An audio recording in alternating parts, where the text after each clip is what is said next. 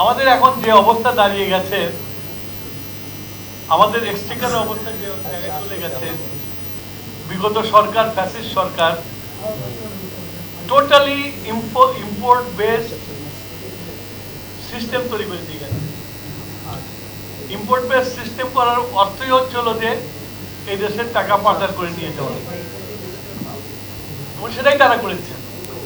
যার ফলে আজকে ওই যে আমার পিডিবির চেয়ারম্যান কালে হাত দিয়ে বসে আছে, মাঝে মাঝে দেখি মাথায় হাত দিয়ে বসে থাকছে। 56,000 কোটি টাকার দেনা তার মাথার উপরে, বিল শোধ করেনি। বিল শোধটা করে নাই, আবার সেটাও কিছু করে নাই। এখন ওই বেচারার উপরে সকালবেলা থেকে দেনা ঘেরাও করে, আর সে এসে তাদের উপায় নেই। এইরকম একটা অবস্থার মধ্যে এই ফ্যাসিস্ট গভর্নমেন্ট আমাদেরকে ফেলে গেছে। আমাদের মাননীয় প্রধানমন্ত্রী উনি very serious about solar energy. আর সবচেয়ে বড় কথা হলো যে পাকিস্তানের মতো একটা ফেইল স্টেট, ওরা যদি এই 20,000 মেগাওয়াটের মধ্যে চলে যেতে পারে, এবং পাকিস্তান এখন বিপদে পড়ছে। আপনারা জানেন কিনা, পাকিস্তানের সাথে লং টার্ম কন্ট্যাক্ট ছিল সব দেশের সাথে, এলএনজি কন্ট্যাক্ট ছিল। এখন এই কন্ট্রাক্ট পাকিস্তান বাতিল করতে চায়, কিন্তু তারা বলে না, তুমি কন্ট্যাক্ট করছো, তোমাদের এলএনজি নিতে হবে। এখন পাকিস্তান মার্কেট করতেছে কোথায় এলএনজি বিক্রি করতে। এই অবস্থায় পাকিস্তান চলে গেছে। তো পাকিস্তানের মতো একটা দেশ, সেই দেশ যদি 20,000 মেগাওয়াটে যেতে পারে, আমি বাংলাদেশ পারবো না কেন? বাংলাদেশি মানুষ বড় হয় চ্যালেঞ্জ দিয়ে। বাংলাদেশের মানুষ দেশ স্বাধীন করেছে, সেই বাংলাদেশের মানুষ সোলার করতে পারবে না, এটা বিশ্বাস করি না। হ্যাঁ, সোলার করতে হলে সরকারের পলিসি সাপোর্ট দিতে হবে। উইদাউট পলিসি সাপোর্ট কোনো কিছু হয় না। আমি একটা সাকসেস স্টোরি বলি। Just because of the policy support, আজকে বাংলাদেশের সবচেয়ে বড় এমপ্লয়ার, সবচেয়ে বেশি বৈদেশিক মুদ্রা অর্জন করে গার্মেন্টস সেক্টর। আর এই গার্মেন্টস সেক্টরের শুরুটা আমার জীবনে দেখার সুযোগ হয়েছে। আমি তখন একজন ইয়াং এন্টারপ্রেনার ছিলাম। আমার বয়স কত? আমার তখন বয়স বোধ হয় 25-26 বছর বয়স। সবে ব্যবসায় ঢুকেছি। এক্সাইটমেন্ট। প্রেসিডেন্ট জি আসলেন। আমাদের ইকোনমি ছিল তখন সোশ্যালিস্টিক ইকোনমি। উনি এক কলমের খোঁচায় এটা মিক্স সিস্টেম ইকোনমিতে চলে গেলেন। 2 কোটি টাকা প্রাইভেট সেক্টর ইনভেস্টমেন্ট থেকে এক টানে 20 কোটি টাকা চলে গেল। সেই কালে 20 কোটি টাকা was lot of money to invest for a big industry. এই যে একটা ফার্স্ট সৃষ্টি হলো, এবং সব ব্যাংকদেরকে বলে দিল যারা ইন্ডাস্ট্রি করতে আসবে, particularly textile and other industry, উনি বলে দিলেন যে তোমরা এত ফর্মালিটি করবে না, give them money, let them do it. 100টা করলে হয়তো 50টা ফেল করে, 50টা তো হবে। এবং এই থ্রাস্টে কিন্তু বাংলাদেশে ইন্ডাস্ট্রিয়ালাইজেশনটা শুরু হয়ে গেছে। Share market, security exchange commission, Dhaka chairman কেউ চিনতই না। ওনার একটা উদ্যোগে সিকিউরিটি এক্সচেঞ্জ কমিশন করে দেওয়ার পরে মানুষ মার্কেট চিনত। উনি আইসিবি করলেন, ইনভেস্টমেন্ট কর্পোরেশন অফ বাংলাদেশ। আমরা তো সবাই ফার্স্ট জেনারেশন বিজনেস, আমিও ফার্স্ট জেনারেশন বিজনেস। আমাদের কাছে টাকা নাই, কিন্তু আমরা ইন্ডাস্ট্রি করতে চাই। তখন উনি বললো যারা পাবলিক লিমিটেড কোম্পানি করবে তাদের যদি ম্যাচিং ফান্ড না থাকে, আইসিবি ব্রিজ ফিনান্সিং করবে। আইসিবি ব্রিজ ফিনান্সিং করলো। আমাদের মধ্যে ইয়াং এন্টারপ্রেনাররা আমরা ইন্ডাস্ট্রি করলাম। আমরা কেউই বিজনেসম্যানের ছেলে ছিলাম না, আমি উকিলের ছেলে ছিলাম। আমরা ইন্ডাস্ট্রি করলাম আমরা, and our group became one of the biggest group of Bangladesh. এই যে ইনসেনটিভ দেওয়াতে বাংলাদেশে একটা রেভলিউশন সৃষ্টি হলো। তারপরে একদিন উনি এক্সপোর্ট কাউন্সিল করলেন, এক্সপোর্ট কাউন্সিল আন্ডার ইপিবি। ইপিবির ভাইস চেয়ারম্যান, আগে ডাইরেক্টর জেনারেল, ওটাকে উনি বললেন ভাইস চেয়ারম্যান, সিনিয়র ব্যুরোক্রেটে দিত ওখানে। আর উনি নিজে ওটার চেয়ারম্যান হলেন। বিদেশ থেকে উনি এসছেন, চায়না থেকে, মিটিং দিয়েছে, উনি ওই মিটিং এ প্রিসাইড করবেন, দুটো শার্ট নিয়ে আসছেন। শার্টে আমরা তখন ইয়াং, আমরা পিছনে বসে আছি, সামনে বসে আছে। তো শার্ট দুটো দিয়ে বললেন, দেখেন তো কোনটা বাংলাদেশের শার্ট আর কোনটা বিদেশি শার্ট। আপনাদের জানা হচ্ছে এই হিস্ট্রিটা, এই 16 বছর 17 বছর জিয়াউর রহমানের সাকসেস স্টোরি তো ভুলিয়ে দিতে মানুষকে। জিয়াউর রহমানের সাকসেস স্টোরির উপরে বাংলাদেশ দাঁড়িয়ে আছে, ইকোনমি দাঁড়িয়ে আছে। সবাই দেখে একটা শার্ট দিয়ে বলে এই শার্টটা বিদেশি। উনি বললেন আপনারা কচু বুঝছেন।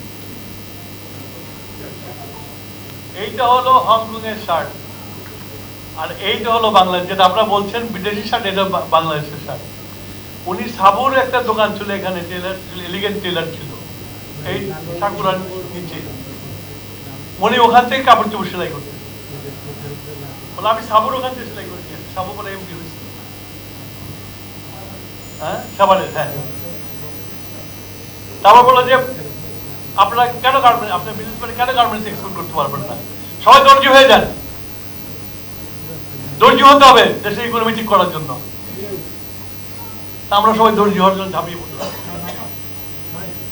আমাদের রুল কাদের খান, উনি আরো বড় আকারে গেলেন। উনি একসাথে প্রায় 300-400 শ্রমিক সহ সব কোরিয়ায় পাঠাই দিল ট্রেনিং করার জন্য। আর এখানে আমাদের রিয়াজ গার্মেন্ট পাকিস্তান আমল থেকে শার্ট বিক্রি করে, সেই রিয়াজ গার্মেন্ট 10,000 পিস শার্ট নিয়ে প্যারিসে গেল। That is the beginning of বাংলাদেশের গার্মেন্টস এক্সপোর্ট। উনি এটা কেন একটা ফার্স্ট হলো, উনি দুটা জিনিস করলেন। আমাদের টাকা নেই তো, ফার্স্ট জেনারেশন বিজনেসম্যান, এলসি করতে গেলে বহু টাকার মাল আনতে হয়। উনি কি করলেন, যে একটা এলসি, একটা লোক অর্ডার পেলে তাকে যে এলসি দিবে, সেই এলসির এগেনস্টে সে কাপড় চোপড় যা যা, তখন তো পিন ইম্পোর্ট করতে হতো, পিন ইম্পোর্ট করে নিয়ে আসতে তো। উনি বলে ব্যাক টু ব্যাক এলসি করবে, টাকা লাগবে না, ব্যাক টু ব্যাক এলসি করে দেবে। তারপরে এই গুডসগুলোতে ডিউটি ফ্রি আসবে, ঠিক আছে, বন্ডেড ওয়ারহাউস করে দাও। বন্ডেড ওয়ারহাউস হলো আপনার এই গার্মেন্টস ব্যবসা শুরু হলো। স্কুলের টিচার বলতে আছে গার্মেন্টস ইন্ডাস্ট্রি করলো, ইউনিভার্সিটির ভাইস চ্যান্সেলর আছে গার্মেন্টস ইন্ডাস্ট্রি করলো, ইউনিভার্সিটির টিচাররা আছে গার্মেন্টস ইন্ডাস্ট্রি করলো। আজকে সেই গার্মেন্টস, এই যে আমরা জেন্ডার ইস্যু করি, সবচেয়ে বেশি আমাদের দেশে জেন্ডার ইস্যু নাই, কিন্তু গার্মেন্টস এর 90% শ্রমিক হলো মহিলা মানুষ। তার কারণটা কি জানেন? তার কারণটা হচ্ছে যে আমাদের বাংলাদেশের মেয়েদের হাত সফট, যার জন্য তারা খুব স্ট্রিক্ট সেলাই করতে পারে। That was our hidden resources, আমরা বুঝি নাই, কিন্তু এখন আমরা বুঝি। তো এই যে একটা সিম্পল পলিসি সাপোর্ট উনি খুব বড় কিছু না কিছু। এবং আমি বলি, আর এই এনবিআর এর জীবনে এই দুইটা রেভলিউশনারি পলিসি সাপোর্ট দেওয়া ছাড়া এনবিআর এখন ট্যাক্স কালেক্ট করার তারা কিছু করে না। কিন্তু ওই দুইটা পরে ওরা কোনো নতুন কিছু চিন্তা করে না, যার ফলে যে এখানে আমাদের প্রফেসর সাহেব যে প্রেজেন্টেশনটা দিল, তো আমি ওনার সাথে একেবারে একমত। You have to understand, I am from private sector. আমি খুব দ্রুত গতিতে হাঁটি। তো এখন আমি চিন্তা করি যে আমার ইমিডিয়েট ইনকাম কোনটা। আমি প্যানেল আনবো, আমি ফ্রেম আনবো, আমি ব্যাটারি আনবো, ট্যাক্স বসায় দিয়ে রাখছি। যত ট্যাক্স কালেক্ট করতে পারবো তত আমার দাম। কিন্তু ট্যাক্স কালেক্ট না করলেও যে একটা সিড মানি হতে পারে সেটা চিন্তা করি না। আমি যদি একটা সোলার প্যানেল, তারপরে আপনার ফ্রেম, তারপর ব্যাটারি যদি আমি জিরো ট্যারিফ করে দেয়, যদি আমি এই লোকটা এইটা দেখে এসে যদি সোলার বিজনেস শুরু করে, আমি তো ওর উপরে পরে ইনকাম ট্যাক্স দিতে পারি। আমি যদি ওকে যদি 5 ইয়ার্স ট্যাক্স হলিডে দেই, ট্যাক্স হলিডে 5 ইয়ার ট্যাক্স হলিডে দেওয়ার পরে যদি এক্সেলারেটেড রেটে যদি আমি ইনকাম ট্যাক্স ধরি পরে 5 বছর পরে, you will accumulate enough money to pay higher income tax.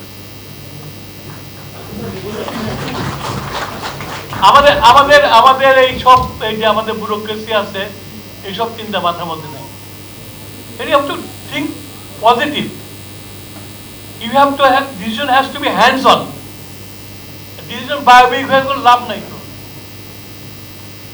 তো থ্যাংক গড যে আমরা দায়িত্ব ভার করার পরে আমাদের মাননীয় প্রধানমন্ত্রী সেকেন্ড ক্যাবিনেট মিটিংয়ে আমাকে হেড করে একটা কমিটি করে দিয়েছে যে কত জলদি আর কিরকম ইনসেন্টিভ দিলে আমরা তাড়াতাড়ি সোলার এনার্জিতে যেতে পারি, এবং আমরা আমাদের যে 5000 মেগাওয়াট যে আমাদের টার্গেট 5 বছরে, 10,000 তো আমাদের ইয়েতে আসছে, বাট আমাদের পলিসিতে উনি বলছেন 5000 এভরি ইয়ার 1000 মেগাওয়াট। তো সুতরাং আমাদের যে 5000 মেগাওয়াট টার্গেট, আমরা যদি 1000 করে প্রতি বছরে করি, 5000 মেগাওয়াট ইজ পসিবল। এই কিছুক্ষণ আগে উনি ওনার মানে পাওয়ার পয়েন্ট প্রেজেন্টেশন দেখালেন, আমি fully agree with him. Our answer is rooftop solar. Why rooftop solar? I tell you, rooftop solar এই জন্যই, government can do retail business. Retail business করা গভর্নমেন্টের কাজ না, করে বলে গভর্নমেন্ট ফেল করে এবং গভর্নমেন্টের 56,000 কোটি টাকা বকেয়া বিল পড়ে। Retail should be done by the private companies. Private company যদি 10টা রুফটপ বেছে নেয়, সেই 10টা রুফটপই হলো profit centre. You will invest, you will make money. So he will be very serious to collect his bill. আমার নেট মিটার আছে, আমার পৌরসভা যদি মিউনিসিপ্যালিটি কর্পোরেশন আমাকে হেল্প করে, যদি প্রত্যেকটা, হ্যাঁ আমাদের দেশে কিন্তু সব ব্যাপার নতুন কিছু করতে গেলে কিন্তু আমাদের দেশের মধ্যে একটা নেগেটিভ অ্যাটিটিউড। এই যে দেখেন না, ওই ফ্যাসিস্টরা আমলে করছিল যে সোলার রুফ না লাগালে ইলেকট্রিক কানেকশন পাবে না। কি করছে, বাজারে সস্তার যে সোলার একটা আছে কিনে নিয়ে ছাদে লাগাই দিতে। এখন যদি আপনারা দেখেন যে ছাতা পরে আছে, বালি পরে, ধুলা পরে, ই হয়ে নোংরা হয়ে আছে, ইলেকট্রিক লাইন কানেকশন পেয়ে গেছে, ওটার উপরে কারো খবরও নেই। ওটা ধরে নিচ্ছে একটা বিল্ডিং বানাচ্ছে, বিল্ডিং এর যে ইনভেস্টমেন্ট তার মধ্যে একটা বিল্ডিং, কিন্তু আমি বিদ্যুৎ পেয়ে গেছি। এখানে আমাদের পলিসি চেঞ্জ করে, আমাদেরও অ্যাটিটিউড চেঞ্জ করেছে হবে। আমি ট্যারিফ বাড়ায় দেওয়া, ভয় দেখায় করা, ভয় দেখায় কিছু করলে কিন্তু হবে না। আপনাকে ইনসেন্টিভ দিতে হবে, ওই বাড়ি এলাকায় ইনসেন্টিভ দিতে হবে। সেটা হচ্ছে যে মিউনিসিপ্যাল কর্পোরেশনকে বলতে হবে যে তুমি যদি সোলার লাগাও তাহলে তোমার হোল্ডিং ট্যাক্স আমি কমাই দেবো, আর সোলার না লাগাও, যদি সোলার না লাগাও তাহলে তোমার হোল্ডিং ট্যাক্স 3 গুণ 4 গুণ করে দেবো। একদিকে ইনসেন্টিভ দেন, আর একদিকে গলা চেপে চললাম, দেখবেন যে মানুষ তখন সোলারের দিকে আগাবে। আর যে ইনভেস্টারকে আমি বললাম তুমি ওই রুফটপে যাবা, তার সাথে নেগোশিয়েট করো, তার ছাদের ভাড়া কত নেবে, ছাদের ভাড়াটা ক্যালকুলেট করে তুমি যখন ওর কাছে বিল আদায় করবা, ফ্ল্যাট তো ডিডাক্ট করে তার কাছে বিলটা নিয়ে নেবা। তাহলে দেখবেন বাংলাদেশে একটা রেভলিউশন হবে। আমি যদি ঢাকা শহরকে যদি 4টা বা 5টা বা 6টা ব্লক করি, এবং এটা যদি আমি ওই again tender, I am very sick and tired of tender. Tender করে ব্যবসা করা যায় না, বুঝছেন? টেন্ডার করে ব্যবসা করা যায় অ্যাক্রস দ্য টেবিল। আমরা যদি আলোচনা করে ট্যারিফ ঠিক করে আমরা যদি কাজ দিয়ে দিই যে ঠিক আছে, তুমি এই ঢাকার এই ধানমন্ডি মোহাম্মদপুর সব এলাকা তোমাকে দিয়ে দিলাম, তুমি সোলার লাগাও, লাগিয়ে তুমি যে কনজিউমার তাকে একটু বিল দিতে পারে। Government is not involve, it is private to private, not public to private. তাহলে দেখবেন যে this system will work properly. Otherwise government involvement হলেই ব্যুরোক্রেসি, আর ব্যুরোক্রেসি হলেই স্লো, আর স্লো হলে আমরা গোল অ্যাচিভমেন্ট করতে পারবো না। তো সেই জন্য my thinking is that you know I will make a policy, যে পলিসিতে মানুষ আগে আসবে এবং বিদ্যুৎ ই করবে। ল্যান্ডের কথা বললেন আপনারা জানেন না বাংলাদেশের এই যে সরকারি সব সংস্থাগুলো আছে এদের হাতে কত ল্যান্ড আছে। কিন্তু বিগেস্ট জমিদাররা বাংলাদেশকে জানেন railway. So we can get lot of land from railway. তারপরে আছে আমাদের ওয়াটার ডেভেলপমেন্ট বোর্ড, নদী শাসনের নামে বহু জমি নিয়ে রেখেছে। We can take land from them. Roads and highways, রাস্তার এই পাশে ওই পাশে প্রচুর জমি নিয়ে রাখে। We can go to them.